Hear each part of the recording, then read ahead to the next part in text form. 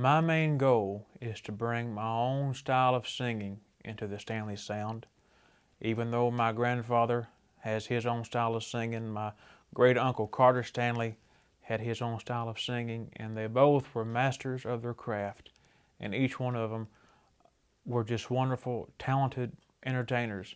And so, one thing that my grandfather, Dr. Ralph, has always taught me is to be myself, never copy anybody else, and that's what I plan to do. When I sing a song, I have to sing it the way I feel it.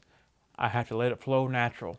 And I think if more singers would do that, uh, it would separate the so much stuff that sounds alike these days. Just let it flow natural. It's very easy. And that's what I plan to do, is taking the Stanley sound forward, still keeping it there and making it very known that it is the Stanley sound, because I can't get away from it, because it was just born in me, but just adding my own special touch to it.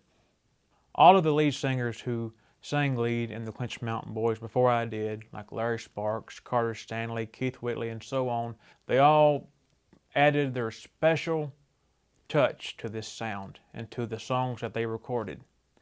I respect them, I respect their work, I love their work, but I will not copy their work. I will sing a song the way I feel it. I'll let it come natural. You can't be somebody else. I can't be Larry Sparks. I can't be Keith Whitley. I can be Nathan Stanley.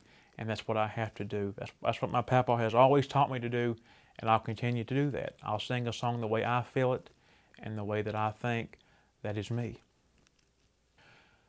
There are a lot of great Stanley Brother and Ralph Stanley material to pick from, but I would have to say that my favorite song these days to listen to is hearing my papa, the great Ralph Stanley, sing Angel Band live on the stage. It gives me goosebumps every time he sings it. I think now at 88 he's singing better than ever, and he just brings something out of that song so special. It gives my goosebumps just to hear him sing it. And so I would say Angel Band now, today, hearing him sing it live is my favorite song to listen to by my grandfather. Well, of course, to me, there is no greater singer than my papa, Dr. Ralph Stanley. But other influences include Elvis Presley. I'm a huge Elvis Presley fan. I love his gospel music. I love just about everything he ever recorded. He was the ultimate entertainer, I think. He had the complete package. The fans loved him. The world loved him. And he was just one of a kind, just like Ralph Stanley is one of a kind. Also, as far as vocals, I love George Jones. He was one of the greatest ever. And also Larry Sparks is one of my favorites as well. The first time that my papa ever heard the song Papa, I Love You was at one of my live concerts that I did in Clintwood, Virginia at the J.D. Baker Center. And I just decided to do the song that night. And my papa was actually sitting in the audience about 3 rows back from the front. And so we started into this song. And during the song, I looked out and looked at him, and memories just started just flooding my mind of how it was back in the day when I was little, going on the stage with him. And so I started crying on the stage. I bawled and broke down during the song. And of course the band had to come in and save me to fill in. And I finally got back on my feet and started singing it again. But that was the first time that he ever heard it. And then everybody else in the audience was crying. To record a song such as Papa, I Love You, I think it shows the music industry, and I hope it shows the fans how much I love this man, how much I honor this man, and how much that I will do to work the best I can and the hardest I can to preserve his music and to keep his name alive for many years to come. Great.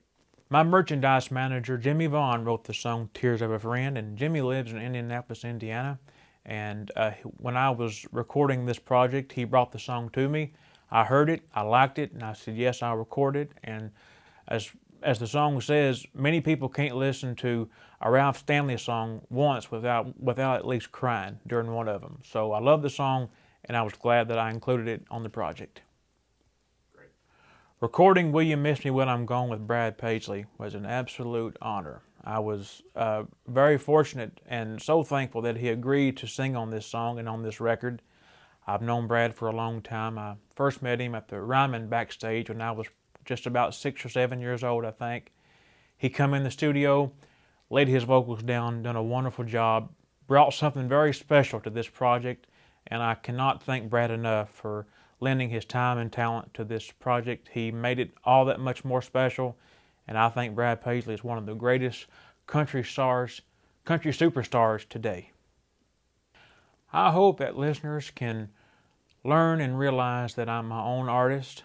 I have my influences and I have my favorite styles of music and my favorite singers, but I'll never copy anybody else, and I'll always, no matter where I go, take the Stanley sound with me, because in my opinion, the Stanley sound cannot be beat.